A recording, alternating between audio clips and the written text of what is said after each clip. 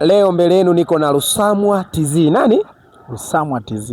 Bwana, sasa mimi nataka nimuulize swali moja sana. Umepanga? Ndio. Na nikajua nakaa kwenu.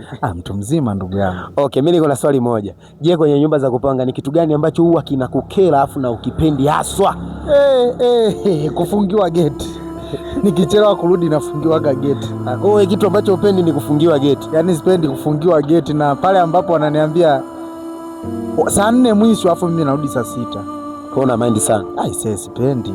Haya, umepata chance ya kuwashauri watu wanaomiliki nyumba za kupanga. Unawaambia nini pale mbele ya kamera? Oya, msipende kutubana bana, nyinyi hamjatoka kwenye kupanga. Fanyeni hivi, mwage mnatupa funguo kila mtu ya kwake, au hizo nyumba za kupanga msio nakaa na nyie mwe mnaondoka bwana. Tunashinda hadi kuvusha basi.